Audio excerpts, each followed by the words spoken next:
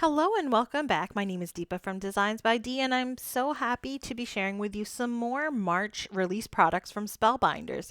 So today I have the Spring into Stitching collection for you, and as usual, you know that Spellbinders has a whole collection of layered dies, and on top of the layered dies, which are the kaleidoscope dies, they also have stitching dies. But today I'm going to share with you a card where they actually put the two together. So we have a kaleidoscope die, which is a long slimline die, which I really like. So you can not only use it for smaller cards, you can use it for slimlines and larger cards. But on top of that, you have the stitching element. Now, the thing I like about these stitching dies is you can use it with the stitching or you can actually use them without the stitching. It's completely up to you. So I have three dies to share with you. I have the Stitched Petals frame. I've also got the Stitch Medallion here. And this one's really nice. You can probably use those with those gift bags that came out this month as well. And then I've also got this one, which is the one I'm going to be using today. It's the Stitch Slimline Border. So this one has three plates, as you can see. And each of those plates kind of line up on top of each other and create that beautiful kaleidoscope border. So that one is what we're going to be using today. These are the different colors I'm going to be using. I'm using a bunch of grays and silver and light pinks and peaches. So I find that these colors look really nice together, and they especially look good with silver metallic string. So I'm just going to take my plates and get them die cut. So you can see it fills up the entire one edge of that cardstock. So it is 8.5 inches long. And you can see that with these kaleidoscope dies, these stitching dies in general, you get all of these little bits. I like to use the Tool-in-One by Spellbinders because it has that little rotary wheel that kind of just gets all of those little pieces out. And this is all you have to do is just put it down on a hard surface and then just roll that wheel through all of the little bits. I find kind of dropping it sometimes helps take out the extra bits. And now all we have to do is kind of layer up those dies to create that beautiful kaleidoscope layered effect. So I'm just using my Barely Arts glue, which I find is perfect for these small intricate dies because it has such a fine tip and the glue is a little bit more runny, so it kind of just flows and goes on there. And then all I have to do is put all of the pieces together and stack them. And I do like to use an acrylic block to kind of add some pressure and allow that to dry. Now with the Barely Arts glue, I do want to mention if you haven't used it before, it is really nice to use. As I said, fine tip, and the glue is a little bit more runny, but I do want to mention it takes just a little bit more time to dry. I wouldn't say it's that long, maybe 5 to 10 seconds more, but it just takes that extra 5 to 10 seconds to become a little bit tacky, and then once it starts getting tacky, it's good to go. Now I'm using this metallic string along with the DMC needles here, and I have this little tool. Much of the older generation know this well. People who haven't sewn before probably don't know what the heck this is, but I know my mother used to use this a lot, especially when it comes to fine threads like this metallic thread. You kind of just stick that piece through the needle hole. It creates a bigger loop for you to put the string through. Once you put it through, you pull the entire thing out and it basically threads it threads the string through the whole of the needle for you. Now I tend to double up the string and cut the ends, and then I just create a knot at the end of my string. And I find with metallic strings, you want to double up that string so you just get a bit more of that shine. Then what I do is I add some washi tape. I would recommend using actual like strong tape at the back there to hold down the ends, and then you just do your threading. Now I have some basic tips. If you're using floss, I would recommend using only 2 to 3 threads from that floss. The reason why is that it's going to get bulky and you're not going to be able to put all that floss, especially through the center hole where you're going through many times. Another tip I mentioned was to double up metallic strings so that you can just see more of that shine. Another one, be careful as you're threading. Go slow. I've sped up my process here, so it looks like I'm doing this really quickly, but I'm not. It kind of gets stuck on the edges if you go too quickly. And then another tip is to use tape to fasten the thread on the back in different areas if you can, because when you bulk it up in one area, as I said, it bulks it up. So when you put it on your card, it's going to sit a bit too high above the card, or it may be hard for you to stick it to your card. So I like to kind of only use 1 or 2 pieces of tape in one area. And as you see, I actually tied a knot. So I put the actual string through the strings that I'd already thread, and then I tie a knot. And I do that a couple times to make sure it's fastened. And then I just add tape for extra security. Now you can see I only threaded 5 of these circles or ovals here because I am only making a 5x7 card, so I don't really need the other edge. It's going to get cut off. If you're doing the full slimline, you'll want to do all of it. Now I'm also using these glimmer flowers, which also came out last month, and I'm going to be using them with some pewter foil. Now I want to show you the difference here between the silver and the pewter. The pewter is a bit more gray. It's a little darker, but it still shines like a silver. So if you looked at it on its own, you would think maybe it's a silver, but when you compare it, you can see the difference. So I chose to use this color because it goes well with that dark gray that I'm using. And I'm just basically gonna put down my foil, put down my plates, tape them, and then put them through my foil machine.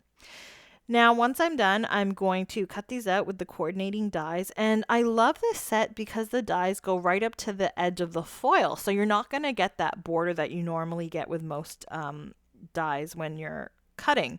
And you can see it creates a beautiful foiled flower, and you kind of layer those together like that. Now, for the leaves, you can see I got some overfoiling here, and that would normally be a problem, and you might have to clean it up when you're using the normal dies that create that border. But because this doesn't, it cuts that right off. So you don't have to worry about any problems with overfoiling like that. You see it cut that out perfectly. So now to jazz this up, I'm adding some extra elements. Now I've got all of my blooms dies. I've got the potpourri, the petit potpourri, I've got the Christmas blooms, and I've also got those large blooms there. I keep all of my blooms, my Spellbinders bloom sets together in one envelope so I can just go to them and use what I need. I've cut everything out, some out of some silver cardstock, silver mirror cardstock, some out of some pink glitter cardstock, and these are just all colors that have a little bit of a different element to them, so they're more of a shiny or a glittery type cardstock, but they go with the theme of my card, which are the different colors.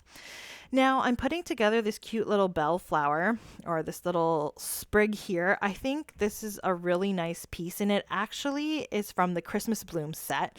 So you can see that even though that's a Christmas set, you can use these pieces for anything, right? As long as you change your colors, it tends to kind of set the theme. Now I'm using this beautiful Geoscreen embossing folder from Spellbinders, and as I've mentioned before, these are great embossing folders because they're super large, so you can make any size card with them, and they'll still also fit through your die cutting machine. Now I've actually used some water to kind of spray the cardstock before I put it through, and this just makes sure just to make sure that it doesn't tear.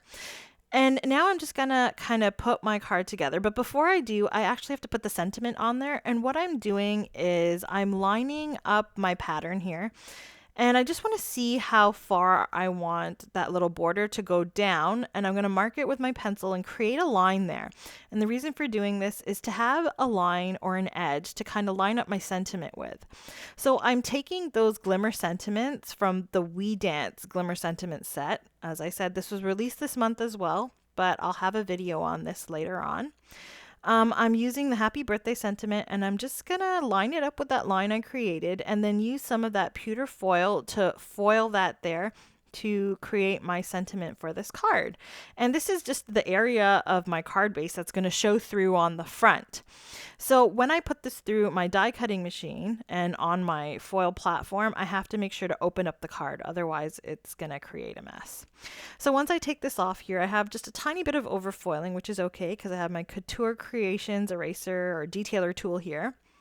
And as you can see, that is perfectly foiled, and now I just have to kind of erase that pencil line.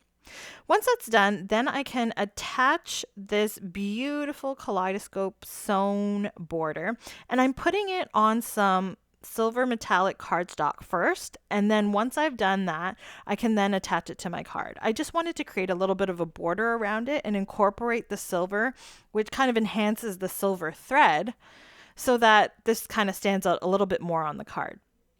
Now I'm going to attach that background with some Tombow dot runner, and you can see I have a bit of it overhanging off the top, which is okay. I'll just cut that off. If you wanted to, you could use that extra piece on the inside of your card.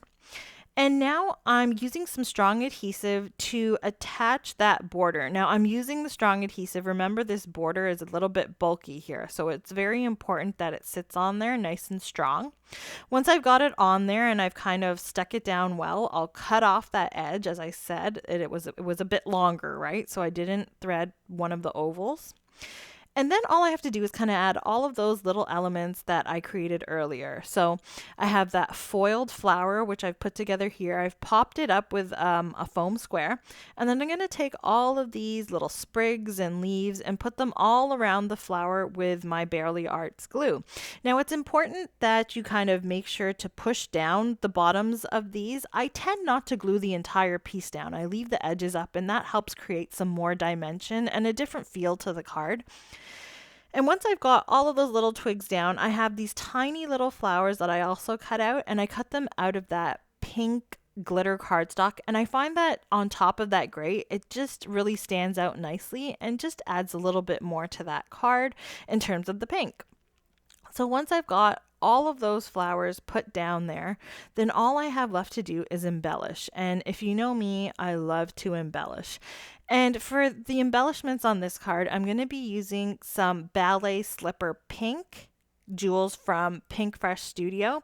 I just found that they stand out nicely, not only on the white, but also on that gray. And it really ties in the pink on this card and adds just that little bit more shine, which I know I don't really need too much more shine. There's enough, right?